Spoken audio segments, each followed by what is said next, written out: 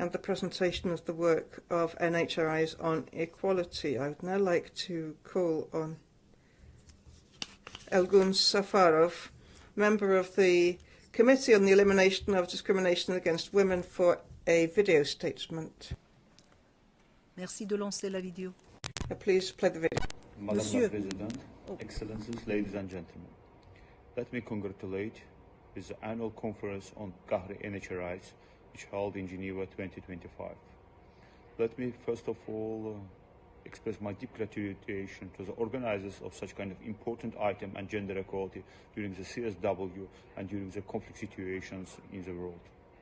When we underline the situation on human rights, protection of human rights and gender equality, we need to make the special line on the situation underlining the subsequently protecting and at the same time continuous conflict situations.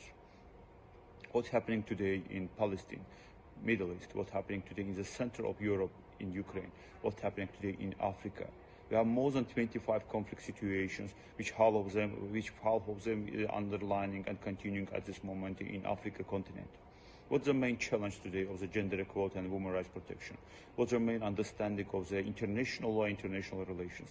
Is it gender equality? Is it international law? Is it rule of law? Today, we are in the crisis situation. Crisis situation is the policy of women's rights and gender equality.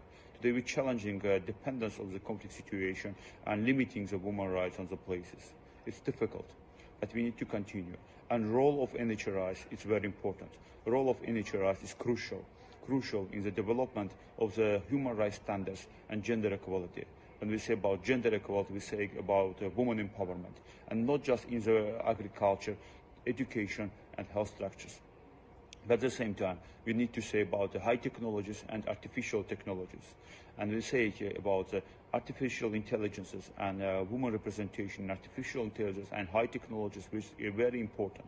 At the same time, we need to underline the crucial role and coordinating unity, especially behind of the situation and dependence of the conflict situations and unity of all NHRI structures. And it's not just the ombudsman persons, it's all structures NHRIs, which are independent structures today, which including involving not just protecting the human rights on the place, but coordinating, working with the United Nations, which are very important today for facing such kind of conflict situations and the different problems on the place.